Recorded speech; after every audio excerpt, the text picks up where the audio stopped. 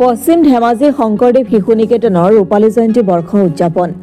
ধেমাজি জিলাৰ নৰুৱা থানাত 1996 চনত জন্মলাভ কৰা পশ্চিম ধেমাজি শংকৰদেৱ শিশু নিকেতনে বৰ্তমান 28 বছৰ সম্পূৰ্ণ কৰাৰ দিশত। নিকেতনখনে 2021 চনতে ৰূপালী জয়ন্তী বৰ্ষৰ শুভক্ষণ আছিল যদিও কৰোনা মহামাৰীৰ বাবে ৰূপালী জয়ন্তী বৰ্ষ উদযাপন কৰিবলৈ সক্ষম নহল। বহু ঘাট প্ৰতিঘাতৰ মাজেৰে এই বৰ্ষৰ ডিচেম্বৰ মাহৰ 13-14 তাৰিখে গৌৰৱোজ্জ্বল ৰূপালী জয়ন্তী বৰ্ষ আয়োজন কৰা হয়। দুদিনীয়া বৰ্ণাঢ্য কাৰ্যসূচীৰে উদযাপন কৰা ৰূপালী জয়ন্তী বৰ্ষৰ আজি প্ৰথম দিন। এই বৰ্ণিল ইতিহাস ক্ষণত নিকেতনত নৰুৱা থান অঞ্চলবাসীৰ লগতে বিভিন্ন প্ৰান্তৰ গণ্যমান্য ব্যক্তি, প্ৰাক্তন ছাত্ৰ ছাত্ৰী আৰু অভিভাৱকসকল উপস্থিত থাকে। পুৱা স্বচ্ছতা কাৰ্যক্ৰম, বৃক্ষৰোপণ, বন্তি প্ৰজ্বলন, ৰূপালী জয়ন্তীৰ পতাকা উত্তোলন, স্মৃতি তৰ্পণ, নিকেতনৰ স্থায়ী প্ৰৱেশদ্বাৰ উন্মোচন, প্ৰাচীৰ পত্ৰিকা উন্মোচনৰ পাছতে ৰাষ্ট্ৰীয় নতুন শিক্ষানীতি 2020 আৰু প্ৰয়োগৰ ওপৰত আলোচনা চক্ৰ অনুষ্ঠিত হয়। আলোচনা চক্ৰৰ সঞ্চালন কৰে কৰাকান উচ্চ মাধ্যমিক বিদ্যালয়ৰ প্ৰধান শিক্ষক গোবিন্দ দত্ত আৰু আলোচক হিচাপে উপস্থিত থাকে ধেমাজি মৰিধল মহাবিদ্যালয়ৰ সহযোগী অধ্যাপক ডক্টৰ লেখন গগৈ আৰু খেৰাজখাট মহাবিদ্যালয়ৰ অধ্যক্ষ ডক্টৰ মৃদুল বৰগোহাঁইদেৱে।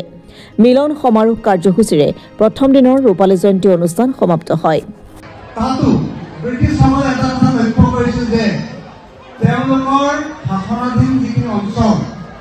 ব্ৰিটিছৰ শাসনাধীন যিখিনি অঞ্চল তাত কেনেকৈ ইংৰাজী আৰু বিজ্ঞান শিক্ষা কেনেকৈ প্ৰসাৰ আৰু প্ৰচাৰ কৰিব পাৰি তাৰ ওপৰত লক্ষ্য ৰাখি তেওঁলোকে তেতিয়াই ইষ্ট ইণ্ডিয়া কোম্পানীক 1 লাখ টকা ছায়েন্স এণ্ড ইংলিছ এডুকেশ্যনৰ কাৰণে আছুতীয়াকৈ প্ৰতি বছৰে ৰাখিবলৈ দিয়া হৈছিল।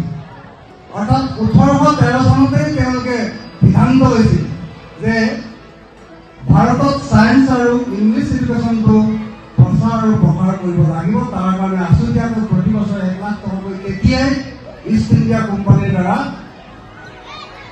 বাজেটত ঠিক কৰি ৰাখিছিল। গতিকে তেওঁ কিমান দূৰদৰ্শী আছিল। ঠিক তেনেদৰে 1854 যিটো উদ্দেশ্যত চনত আহিল তাতো তেওঁলোকে ইণ্ডিয়ান এডুকেশ্যনটো চেঞ্জ কৰিবৰ কাৰণে যথেষ্ট গুৰুত্ব প্ৰদান কৰিছিল।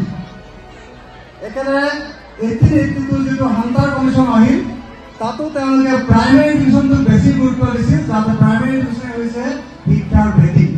শিক্ষাৰ ভেটিটো মজবুত কৰিবলৈ হ'লে তেওঁলোকে প্ৰাইমেৰী এডুকেশ্যনটো বেছি গুৰুত্ব দিছিল আৰু সেইকাৰণে 1882 যিটো হাণ্টাৰ কমিশ্যন তেওঁলোকৰ লক্ষ্যৰ উদ্দেশ্য প্ৰাইমেৰী এডুকেশ্যনকে ৰাখিছিল। স্বাধীনতাৰ কালত 1964 আৰু 66 আহিল আমাৰ কুঠাৰী কমিশ্যন।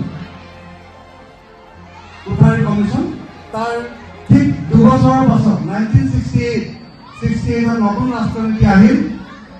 তাৰ পিছতে আমাৰ 1986 নতুন ৰাষ্ট্ৰনীতি শিক্ষানীতি লাগু কৰিলে, কিছুমান চেঞ্জ আহিলে, কো-কাৰিকুলাৰ এক্টিভিটিছৰ ওপৰত গুৰুত্ব আৰোপ কৰিল।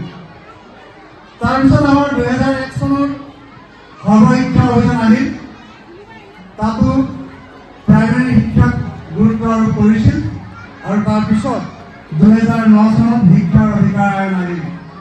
2009 চনত শিক্ষাৰ অধিকাৰ আইন আহিল আৰু এতিয়া আমি 2020 চনত নতুন ৰাষ্ট্ৰীয় শিক্ষানীতি 2020 আমি তাত আহি সোমাই পৰিলোঁ।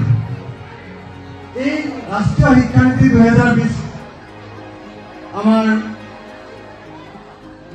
ডক্টৰ কস্তুৰী ৰেগন তেওঁ ঈশ্বৰৰ চেয়াৰমেন আছিল, তেওঁৰ অধ্যক্ষতাত গঠিত হৈছিল আৰু সেই সময়ৰ আজি শংকৰদেৱ শিশু নিকেতন পশ্চিম ধেমাজি ৰূপালী জয়ন্তী বৰ্ষৰ প্ৰথম দিন 13 আৰু 14 ডিচেম্বৰ 2024। এই দুটা দিনতে আমি ৰূপালী জয়ন্তী উদযাপন কৰিছোঁ আৰু আমাৰ বিশেষ মূল বিন্দু হৈছে আমি সকলো মানুহকে একলগ কৰা, যিসকলে আমাৰ নিকেতনখন প্ৰতিষ্ঠা কৰিলে, যিসকলে বৰ্তমান সময়লৈকে আমাৰ গৌৰৱ কঢ়িয়াই আনিছে, যিসকল ছাত্ৰ ছাত্ৰী বা অভিভাৱিকা আৰু যিসকল শিক্ষানুৰাগী আৰু সমাজসেৱক সংস্কাৰক, সেইসকলৰ যি প্ৰচেষ্টা আছে সেই প্ৰচেষ্টাবোৰ আমি অৱগত কৰোৱাটো হৈছে আমাৰ মূল বিন্দু।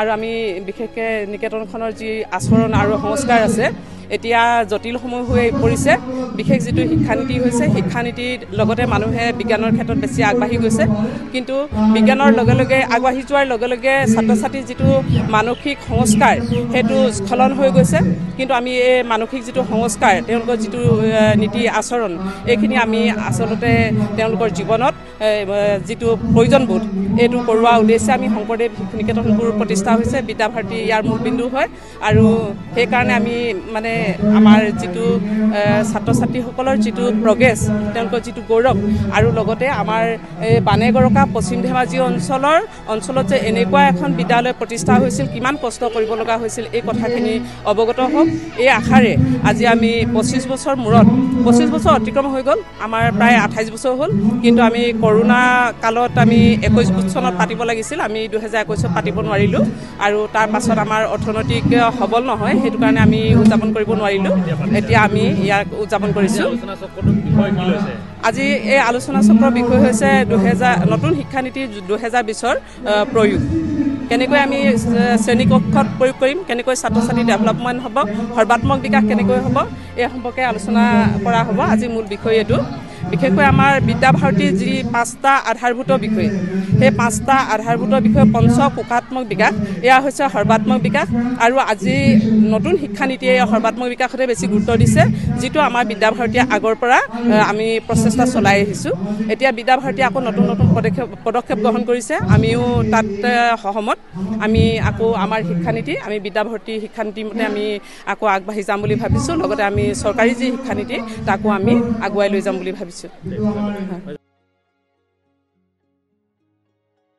Bureau Report, Assam Today.